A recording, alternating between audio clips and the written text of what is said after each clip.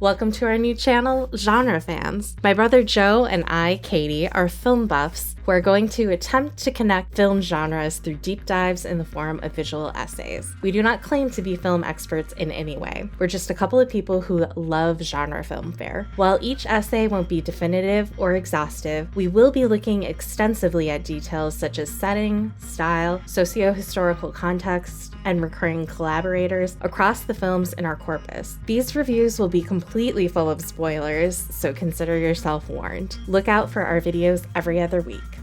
If you notice any glaring omissions or have any opinion or insight to share, please comment below. And take a second to like, subscribe, hit the notification bell, and select all so you can know first thing when we post. Don't forget to let your film nerd friends know about our channel. The first genre we'll be tackling is Giallo. Giallo is an Italian mystery thriller film subgenre that arose in Italy in the 1960s in the wake of Alfred Hitchcock's seminal 1960 film Psycho. Mario Bava's 1963 film The Girl Who Knew Too Much, also titled The Evil Eye, is considered by many to be the first proper giallo. It set the standard for the tropes of the more emblematic gialli of the 60s and 70s. In our opinion, Bava's 1964 Blood and Black Lace exerted even greater influence in establishing distinct genre conventions and aesthetic. Unlike The Girl Who Knew Too Much, it's in Technicolor and has the first instance of what will become the primary giallo trope: gloved, sometimes masked, frequently trench-coated killer. However, the genre is rooted not in movies, but in books. Giallo literally means yellow in Italian, and is taken from the yellow covers of pulpy mystery books from the Milan publisher Mondadori. Mondadori kicked off the series in 1929 and featured translations of American and British whodunit and hard-boiled detective mysteries. Each cover had a yellow background with a lurid, salacious illustration. This is similar to the British penny dreadful serial of the 19th century and the black jackets of the French Série Noire, published by Gallimard in 1945. The Mondadori Giallo series included stories from mystery and crime writers like Edgar Wallace, Raymond Chandler, Agatha Christie, Ed McBain, Ngaio Marsh, Dorothy Sayers, Sir Arthur Conan Doyle, and many others. In film terms, Giallo has its roots in the German Krimi or crime movies of the 1960s, such as The Green Archer and The Mystery of the Green Spider, as well as in American and British noir films of the 40s and 50s. Many of Alfred Hitchcock's films played a pivotal role for notable Giallo directors. For instance, The Girl Who Knew Too Much takes its title from Hitchcock's The Man Who Knew Too Much. Dario Argento's celebrated auteur status owes a debt to his frequent homages to Hitchcock's films and working methods. He was dubbed the Italian Hitchcock and made small Hitchcock-style cameos. This, for example, is Argento's hand drowning the author Amanda Righetti in Deep Red.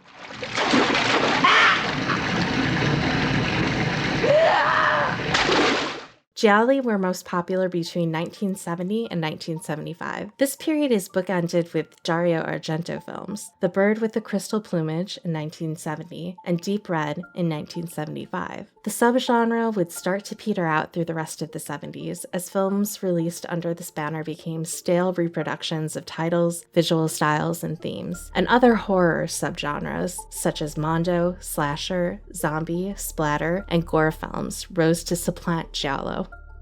Dario Argento would go on to make gialli into the 80s and even into the 2000s. After Deep Red, he pivoted away from giallo with his supernatural horror duo, Suspiria and Inferno. However, he quickly returned to making gialli with Tenebrae in 1982. A few other filmmakers would make homages or try to recreate certain favorite tropes after the main boom, both in Italy and abroad.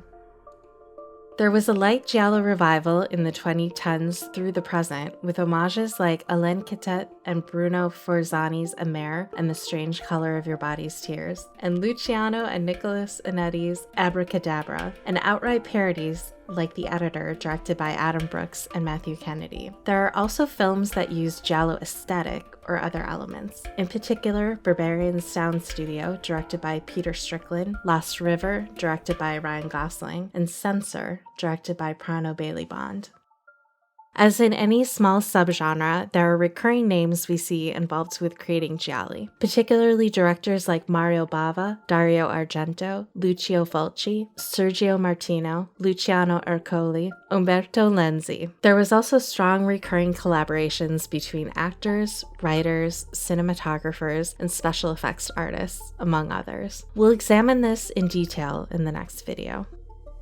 Many giallo films from the boom period of the early 70s have florid, enigmatic titles like Four Flies on Grey Velvet, A Lizard in a Woman's Skin, The Red Queen Kills 7 Times, Death Walks at Midnight, What Have You Done to Solange, and our favorite dramatic AF title, Your Vice is a Locked Room and Only I Have the Key. Full watch list is linked in the description along with our letterboxd for this episode.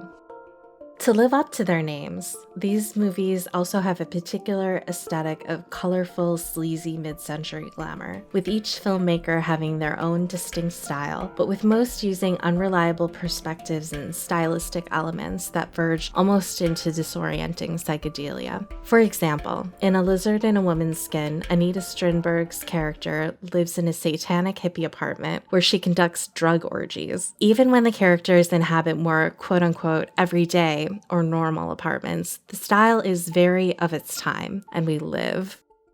They are all murder mysteries. If there's no murder, then it isn't a giallo. The crimes themselves are most often psychopathological in nature, frequently following psychoanalytic tropes such as a childhood trauma that results in sexualized killings. Because of the era, queer and trans characters are portrayed as inherently criminal and serve frequently as MacGuffins. Take the character of Carlo, our initial suspect in Deep Red. When Marcus, played by David Hemmings from Antonioni's Blow Up, shows up at his apartment to see if Carlo can remember anything from the night of the murder, Carlo's partner, Massimo, opens the door. Carlo being outed immediately leads us to suspect he's the killer. Carlo's sexuality is the MacGuffin that deflects the killer's true identity, and he is predictably, brutally killed in the penultimate scene. Giallo killers are often masked and wear gloves, usually black. Bava pioneered the bulky trench coat, which helps mask the gender of the killer. Often the killer is a woman, as in The Bird with the Crystal Plumage or Your Vice is a Locked Room and Only I Have the Key. Sometimes two killers act in concert. Sometimes the mask, gloves, and hat are black. Other times they are tan or beige. Sometimes there is not a full mask, but a veil, like the granny drag employed in Who Saw Her Die. Marta, the killer in Deep Red, doesn't wear a mask but heavy raccoon-like eyeliner. The camera itself is often from the killer's point of view.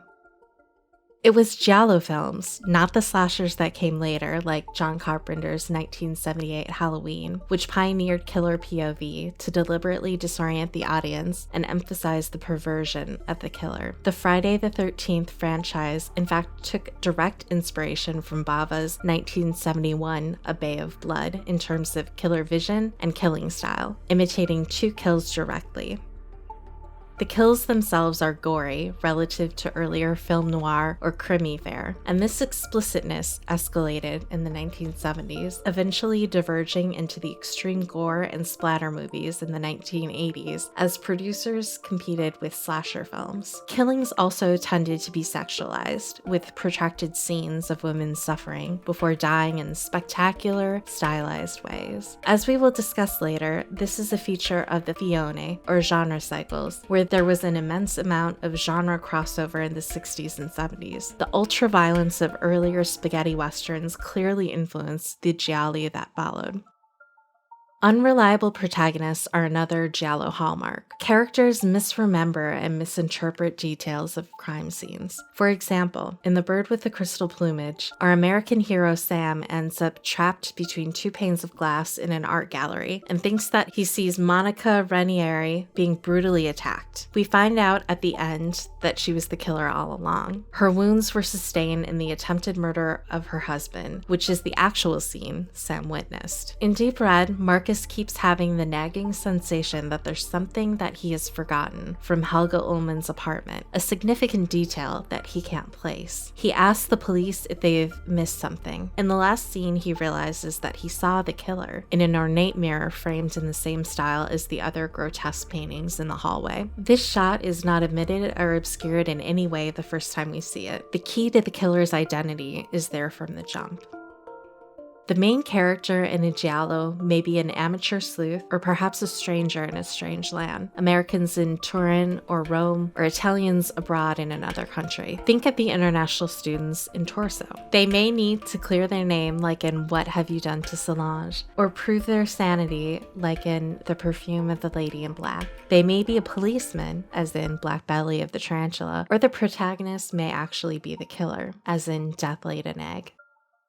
Giallo plots are twisty, with red herrings and surprise endings that reveal the killer. In A Lizard in a Woman's Skin, Florinda Balkan's character, Carol, plays an uptight housewife who is tormented by the satanic hippie orgies in the next-door apartment owned by Julia Durer. When Julia turns up dead, every possible red herring and MacGuffin is employed to throw us off Carol's trail. She's suffering from some nervous disorder. There are clearly evil hippies. Her stepdaughter seems sus, her husband is obviously banging someone else, and so on and so forth. For 90 minutes, director Lucio Fulci does everything he can to throw us off her trail by pursuing a gaslighting empathy characterization, until the end when we find out that it was Carol all along. Giallo delights in taking the audience on a ride, but doesn't like to over-manipulate to the point of implausibility. It is important that the killer reveal ending is based on the evidence and events presented, not simply the filmmakers inventing improbable twist endings. Here is screenwriter Ernesto Gastaldi complaining about Agatha Christie's And Then There Were None in the 2019 documentary All the Colors of Giallo, which we would recommend if you're interested in or a fan of Giallo. Perfino Agatha Christie a un certo punto, 10 piccoli indiani, che è un classico, no? Ora, in 10 piccoli indiani, a un certo punto, il terzo o il quarto, fa finta di essere morto. No, mi dispiace, perché tu non puoi calcolare questo, cioè non puoi calcolare che nessuno se ne accorga. Lo decidi tu, che sei l'autore, stai barando. Cioè, decidi che quello fa finta di essere morto e nessuno se ne accorge, va benissimo, però non è più giallo, vero? Cioè, the main complaint here is that Christie showed her hand too much, making the ending too improbable. Most giallo filmmakers didn't like messing with viewer expectations for the hell of it. The audience could theoretically pay close attention to figure out who the killer was by the end of the film. Giallo scores exude late mid-century style, from groove and funk to prog rock. Frequent composers range from Ennio Morricone and Bruno Nicolai to the experimental band Goblin and Brian Eno. Our personal favorites are from Dario Argento's films, but the Susan Scott Death Walks films we think exemplify the playful female la la la vocalizations, which are staple Giallo 70s pleasers. Characters also often have their own musical theme or leitmotif, like our favorite from Who Saw Her Die.